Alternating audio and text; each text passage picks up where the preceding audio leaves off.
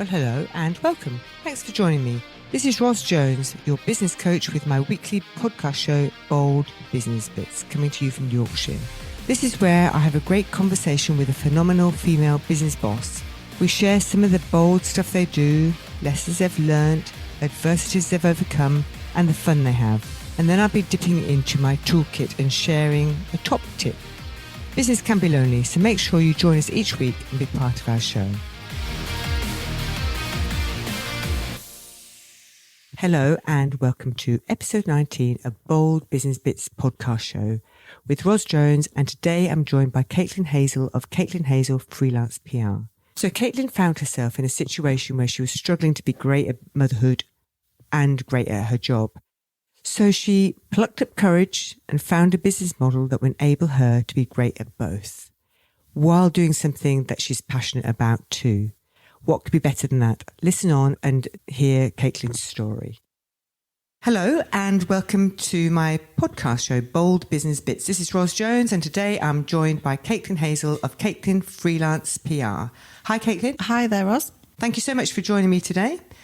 And Caitl, we met recently at a networking event, the Rydale Business Networking event. And as we got talking, you told me that you were working at the wonderful Caitl Howard. Tell me more about what it is you're doing there and how you came to be there. Okay, well, I've been with Caitl Howard just over 3 months and I'm looking at their sponsorship and corporate offerings initially. So my first task was to look at events like the Fabulous Proms, which takes place this year on Saturday, August the 3rd. And now for the first time, Caitl Howard are opening up opportunities to businesses to get involved.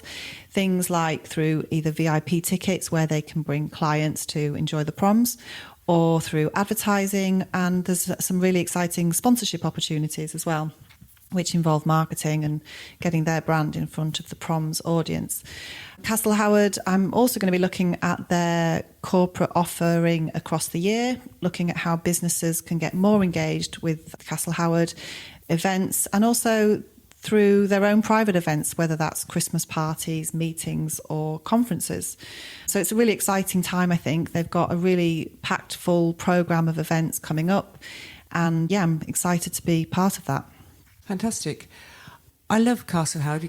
I'm a friend of Caitl Howard, which means I can just go in there anytime I like and just wander around. Still haven't found the pyramid. Right. But anyway, I'm still great. Finding my way around too.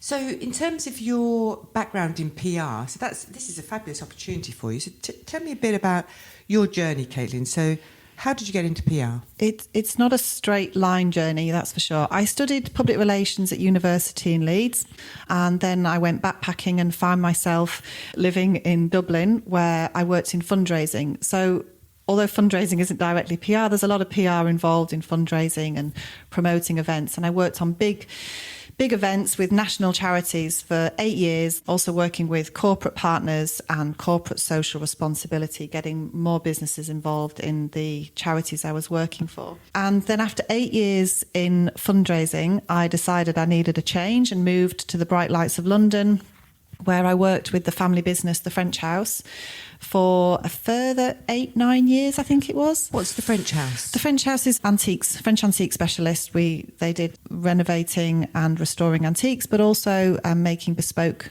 furniture for some really big companies and big clients that were sent all across the world. So that was a really lovely time to be involved in not only the family business, but a building business that was getting bigger and bigger all the time. So what was your role there? My role started off just helping out my brother who ran the business at the time single-handedly.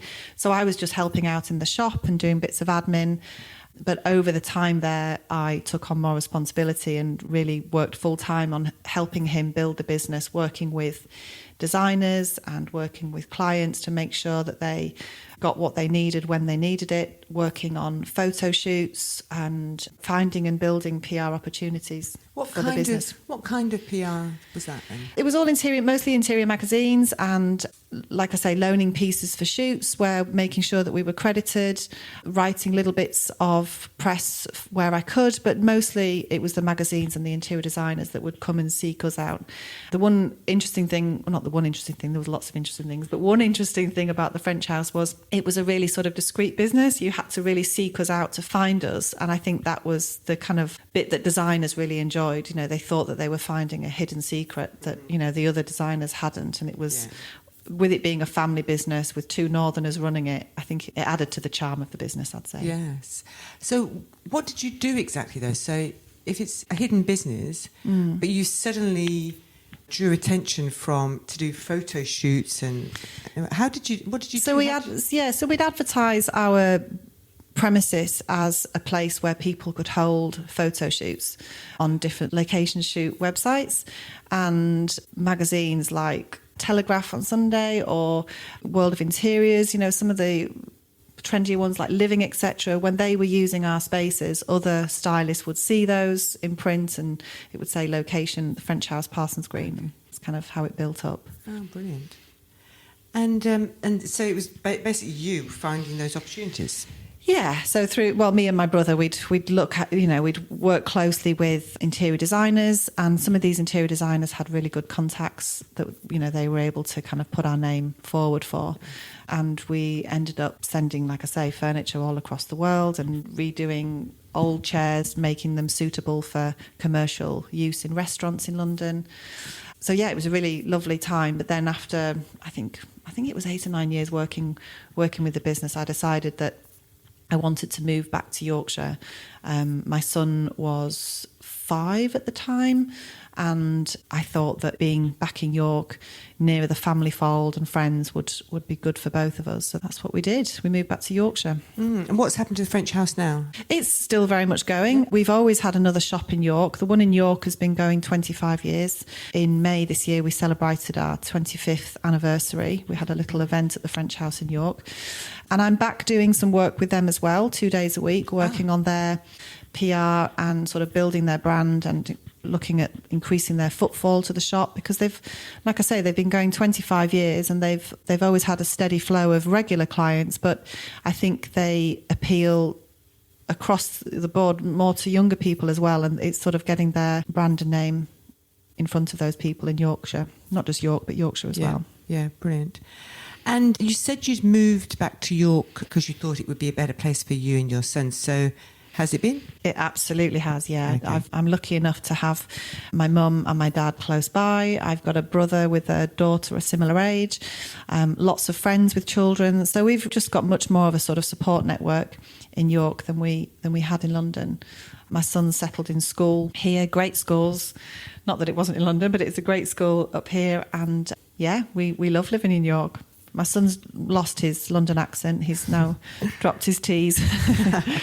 So in your time at the French House, I know you went in really just to sort of help with the admin, and you ended up driving it forward into this to become this spectacular business of international fame. What is it that drives you, Caitl?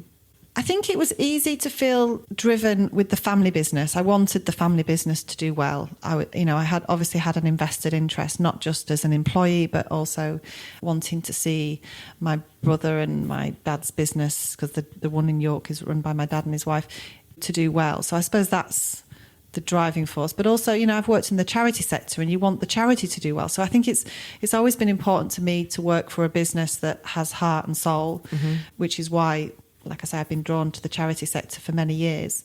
I think maybe that's just, everybody wants to do not everybody, most people should want to do a good job at what they do. But I think if you work for a business that you feel passionate about, then it's easier for sure. Absolutely.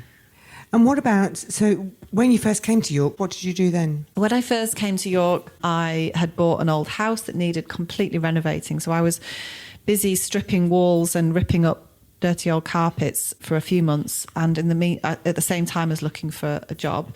And I found myself working for York Theatre Royal, which I was there for nearly 5 years. I worked there as the development manager, looking after their fundraising events, which was really exciting and a super opportunity. Yeah, I bet.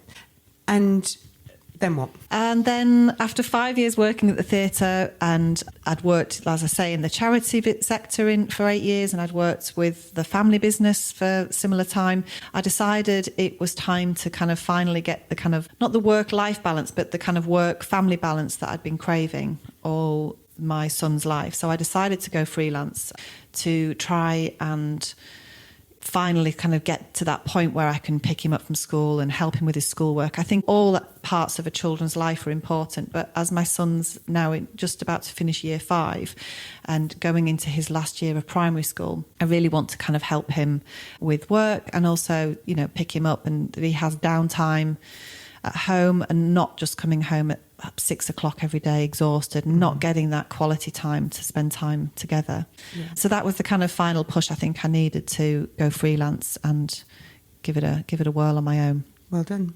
I think I find this quite a lot of women, that's the catalyst that they want to create their lives around being able to give that quality time for their kids. So it's often the driving force. And how's that working? So far, really good. It's only been 3.5 months, but he seems to enjoy seeing my face at the school gates earlier than just before. As well. Yeah. And to be honest, we come home, he still just wants to plonk down and have a nice pop and watch a bit of telly. But he knows that I'm here, even if I'm back at my computer working. He's at home. We're not necessarily doing arts and crafts every day, but we are getting more time together. I'm more relaxed. The day-to-day things that you have to do as a parent, like cooking and cleaning, those things I can kind of work around his time at school so that those things aren't impacting on the time when he's home. Mm-hmm. I can read to him every night. I can put him to bed still feeling quite relaxed because I'm much more relaxed in my life now, I guess. And then I can always come back to my work once he's in bed. Mm-hmm. So I'm not doing any less hours, that's for sure, but I'm just doing them in a different way. Yeah. Why is it that we put so much pressure on ourselves, Caitlin, do you think? I think as women, we want to be successful, not just as a parent, but if you're interested in business, which a lot of us are, you want to succeed in business, but it feels like sometimes it has to be one or the other. It has to be either being successful at motherhood and being a full-time mum or being successful in business and being a full-time worker. And I think trying to find that balance is really difficult. Mm-hmm. And I was getting to the stage where I didn't feel like I was doing either one particularly well. I thought something's going to have to give. And of course, you prioritise being a parent. So that's when I made the decision. But I think the pressure comes from wanting to be good at both. And that's not always an easy balance to find. And who is it that tells us that we are not good enough?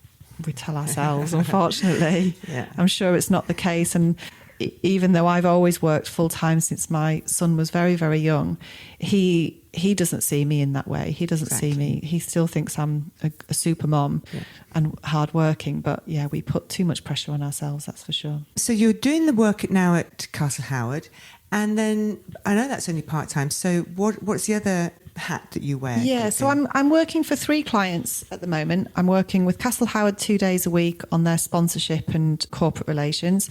I work 2 days a week for the French House, looking at their PR and brand building and finding opportunities for them to drive footfall. And similar work for Upside Down Design, who are an interiors and design studio and shop on Bootham. So similar work for both the French House and Upside Down, but very different kind of products in terms of one's antiques and the other one is much more contemporary homeware. And how, do you have room for more? Are these for, these long-term clients or I guess you... I guess that depends. I think Caitl Howard could certainly, I hope, anyway, fingers crossed, it could keep going because there's lots more events, there's lots more corporate opportunities that I can work on with them. In terms of the French House and Upside Down, I don't know, we'll just have to kind of see how it goes. At the moment, I don't have time for more because I'm working 5 days. And like I say, I don't want to take on more work and then that impact on my home and family life. But I am open to people contacting me. And I think, I'm now in a position which is really exciting to be able to only take on work where I feel I can benefit them, not just taking on work for the sake of it. I want to be able to add value for clients. But certainly if somebody's interested in working with me, I'd be delighted to hear from them. Where would they go to? How would they get in touch with you, Caitl? I have a website which also shows all the kind of work I have done for the 3 clients mentioned. It's just my name. It's caitlinhazel.co.uk. I also have a blog on there, which I have a blog at the moment on there about how I decided to go freelance. I've also got one about Father's Day for Upside Down, and I've also got one about sustainable shopping for the French House. And I'm going to be writing one this month for Caitl Howard. So okay. I'm trying to kind of represent my clients through blogs. So if anybody's interested in either guest blogging for me, that would be always of interest as well. Fabulous. Is it easy, difficult, or just is? And to separate, if you're working with different clients, like that. I mean, I work with different clients, but not so immersed, I guess, as you do. So how do you separate out your thinking about them? Yeah, I naively thought when I started that I would have clear days for each client. And of course, that doesn't always work out that way. So emails pop in that I feel have to be responded to. But I'm trying to I'm learning as I go because I've never worked in this way before. So I'm trying to kind of respond to a client, respond to an email. If it doesn't take too long, if it was only 5 minutes, I wouldn't be kind of thinking, well, I've got to add 5 minutes on for somebody else that day. But, if it does impact on my day, then I'm just kind of making up the time for the other clients. I suppose I'm trying to do it that way. I mean, as much as I can, I try and focus on a client a day. But as I say, things happen, don't they? And what's the best thing about your work? What do you love about what you do? Oh, gosh. I run on my lunch break, which is really exciting. I haven't been able to. I wasn't able to do that before because I was in an office, and you wouldn't want to come back to an office all sweaty. I think having the kind of freedom to work with clients that are of interest to you is really exciting. Not having to do certain things for tasks, I can literally pick and choose what I do. And I'm also being in a position at the moment, which I'm lucky enough to be able to pick up a little bit of writing work, which gives me a creative outlet. So I think for a long time I've enjoyed writing, but I haven't had an opportunity to do that. So that's exciting. What kind of writing? Feature writing. So again, I suppose PR is creative, but instead of just writing factual sort of press releases, I'm being able to write a little bit more creatively. I've had something published recently in Independent Life, which is a new magazine for York. There's also a Leeds one. Sorry, it is a York and Leeds one. It covers both cities, and that's promoting independent and community across the 2 cities. And I'm looking to hopefully do a little bit more with them as well. Brilliant. And on the flip side of that, what's the least enjoyable thing about what you do? Not the least enjoyable, but the hardest thing, I think, is sometimes motivation. I mean, it's easy on a day like today, the sun's shining and it's warm. But I do wonder whether in November, in the dark and the rain, how easy it's going to be to get motivated working from home alone. I think that might be challenging. But it's really nice at the moment because I get to go to Caitl Howard one day a week. I could go there more often if I wanted to, 2 days a week. I also can work from the French House a day a week. So I get to kind of mix with people. But otherwise, I think it could get a little bit isolated, maybe. Wait and see. Wait and see, Only absolutely. time will tell. Absolutely. And what about the one thing I wanted to ask? Well, actually, 2 things I want to ask you. One is, what piece of advice would you give to somebody, a woman, thinking about setting up her business? What one piece of advice would you give them? The one piece of advice I would give is to give it a go. I hummed and hawed, and I was thinking about a change for a long time. And it did feel like a bit of a leap of faith, and I wasn't quite entirely sure, that I was doing the right thing.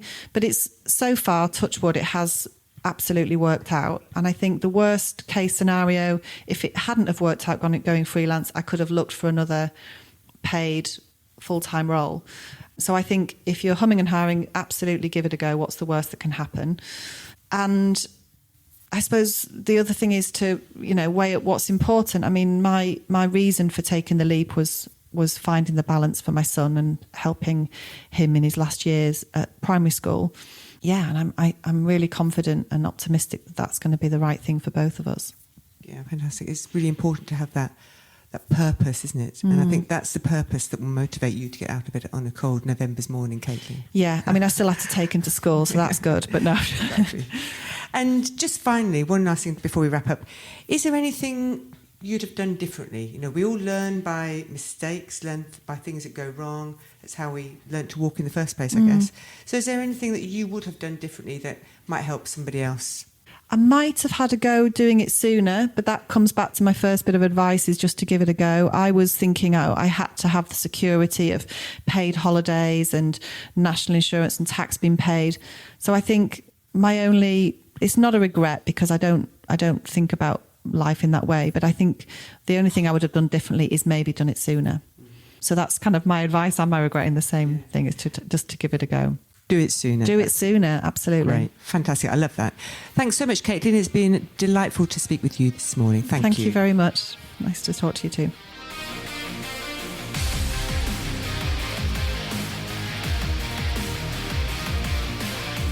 In our conversation, Caitlin told us about the reason she set up her business. This is so that she could spend more time with her son. So the purpose of her business is to allow her to spend more quality time with her son, so she can meet him from the school gates and spend time with him in the evenings, weekends, and during the holidays.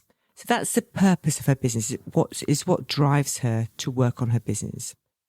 And sometimes, you know, business can be a lonely, difficult, tough place to be, as we often talk about on this show. But unless we have a strong driving purpose, then it'll be easy to give up when times get hard. So, as Caitlin said, it's easier, if you're passionate about your business, it's easier to push yourself through these tough times. So I like to think that we need to have the what, the how and the why of our business really clear to help us through these tough times.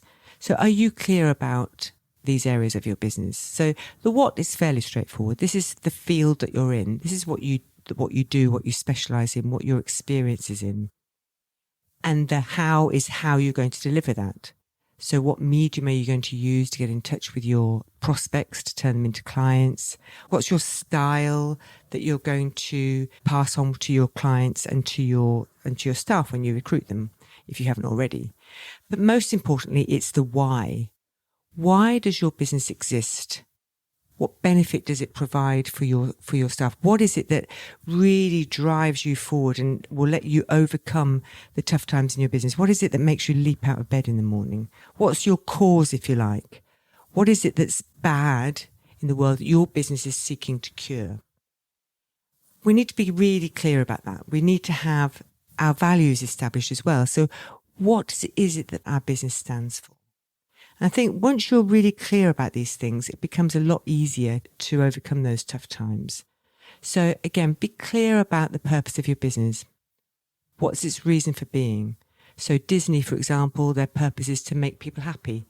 Caitlin's business purpose is to allow her to spend quality time with her son. The purpose of my business is to help business owners grow their business so they get more out of business and more out of life. It's about re-educating our local business owners and their teams so that our economy grows and expands. What is the purpose of your business? What's its why? And I think once we're clearer about that, it becomes much easier to push ourselves forward at times of adversity. So think about that. And if I can help at all, then please do get in touch. Thanks for listening. This has been your Ross Jones Bold Business Bits podcast show. If you'd like any further information about anything we've discussed today, please just get in touch. Go to businesscoachingyorkshire.co.uk. Please join me again next week when I'll be speaking with another phenomenal female business boss with bold business bits. And remember to subscribe to my show. Thanks for listening.